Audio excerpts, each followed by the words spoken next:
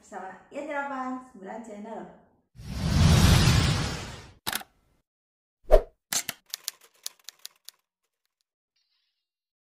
Dan yang pasti ketemu lagi bersama Penonton Pintar TKI Cerdas. Alhamdulillah, senang banget ya.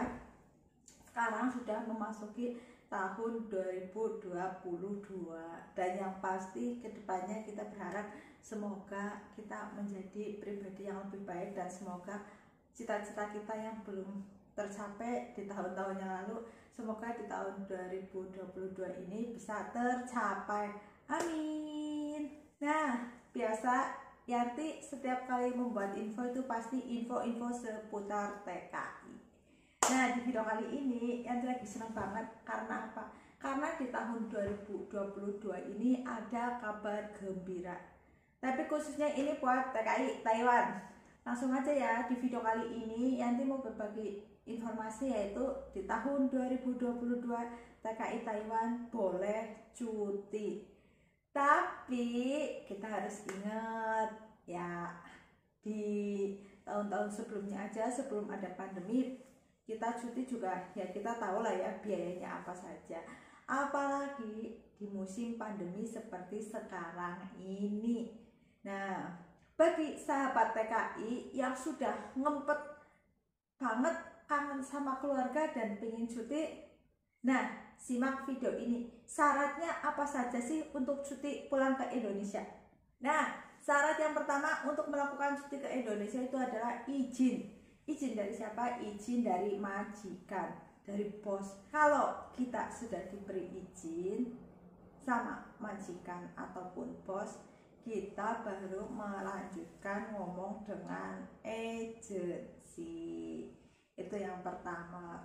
Dan yang kedua yaitu kita harus memiliki bukti vaksin minimal 2 kali. Itu yang kedua, bukti vaksin. Dan yang ketiga yaitu kita harus memiliki re-entry permit ataupun visa untuk cuti. Dari dulu pun visa ini sudah ada, yaitu dari dulu ada, tapi ya kita tetap harus mengikuti aturan. Dan yang keempat yaitu tiket pesawat. Nah, ini sudah ya. Tapi kita harus ingat, karena apa? Kita cuti berapa sih? Kita dikasih cuti oleh majikan. Mungkin kalau kita dikasih cuti 3 bulan is okay lah. Karena apa? Karena TKI yang pulang dari luar negeri itu pun harus dikarantina di Indonesia. Dan kita tahu waktu karantina berapa lama. Itu udah pasti. Terus untuk masalah tiket pesawat. Tiket pesawat di hari-hari biasa aja kita sudah bisa kena terkadang 1 bulan gaji untuk PP. Nah, sekarang di masa pandemi untuk tiket yang paling murah aja paling enggak 13.000 satu jalan. Berarti untuk pulang pergi itu berarti sekitaran 26.000. Itu untuk tiket pesawat. Belum untuk biaya yang lain. Dan ketika kita dari Indonesia kita berangkat lagi ke Taiwan, itu kita harus karantina lagi, yaitu karantina di Taiwan 2 minggu itu ditanggung oleh pemerintah, dan karantina di rumah majikan atau mandiri itu 1 minggu. Jadi buat sahabat TKI yang sudah ngempet kangen dengan keluarga dan diberikan cuti sama majikan, diberi izin ya boleh-boleh saja. Apalagi kalau biaya itu majikan mau menanggung. Ya kalau Yanti pribadi ya. Kalau Yanti pribadi mungkin kayak kemarin kan karena diperpanjang ya, sama lah Yanti juga pernah ngalamin. Kalau kita emang diberi sama majikan dan biaya majikan semua yang nanggung, untuk karantina kita dikasih waktu, untuk berkumpul dengan keluarga kita dikasih waktu, ya jujur kalau Yanti milih cuti. Itu kalau Yanti. Tapi kalau semua harus ditanggung sendiri, ya berapa biaya? Untuk 1 bulan gaji itu nggak cukup loh. Sedangkan kita tahu untuk berkumpul dengan keluarga, apalagi bertahun-tahun nggak kumpul, kita kumpul 1 bulan, Pak, pengeluaran kita tidak terduga loh. Tapi yang pasti kita seneng banget karena kita benar-benar sudah ada ketentuan boleh cuti. Dan yang pasti ini kabar yang sangat baik, dan khususnya untuk TKI Taiwan. Oh ya, sekarang Yanti sekalian berbagi cerita ya guys, di masa-masa seperti sekarang ini gitu ya. Nah, Yanti ini kan kerja di majikan ini. Ya, di majikan ini kita tahulah Taiwan sekarang lagi benar-benar kekurangan orang.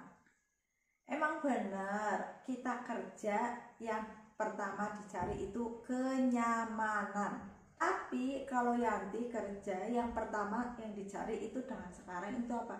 Gaji gede. Karena apa? Sekarang ya Yanti tidak pungkiri, karena Yanti dari Indonesia ke Taiwan itu benar-benar ingin memperbaiki ekonomi. Dan bagi Yanti kenyamanan itu bisa diri kita, hati kita yang menciptakan. Itu kalau menurut Yanti. Jadi kalau buat sahabat TKI di masa pandemi sekarang ini sampai nanti bulan 2 itu kesempatan kita, kalau majikan masih membutuhkan kita dan kita masih ingin bekerja di rumah majikan itu, kalau menurut Yanti alangkah lebih baiknya kita nego masalah gaji kita. Kalau emang majikan mau dengan kita lagi, pasti dia mau nambahin. Tapi kalau mau majikan ambil pembantu yang baru dengan biaya yang sangat besar, belum tentu dia betah dengan keadaan pekerjaan, ya biarkan saja. Tapi yang yakinlah kebanyakan pasti sekarang majikan mau memberikan tambahan ya, seperti apapun kita juga harus ngomong lah ya. Kita ngomong ke majikan, kita pun harus berperan ngomong ke agensi. Nanti juga agensi bisa langsung menyampaikan ya, biar lebih jelasnya ke majikan kita. Walaupun memang dalam aturan pemerintah itu gaji masih tetap 17.000, tapi di masa pandemi sekarang ini ya kita tahulah ya, kita harus pinter-pinter, kita itu seperti itu kalau menurut Yanti. Kembali lagi kita ke cuti.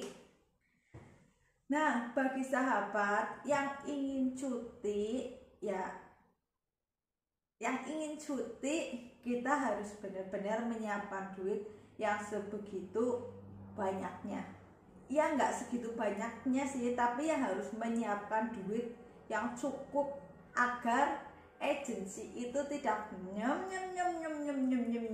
tidak mengurusinya, agar kita dalam proses kepulangan pun kita enak, terus agensi dalam mengurusnya juga nggak banyak cincong. Karena seperti apapun kita tahu di Taiwan itu banyak sekali agensi yang memihak ke majikan.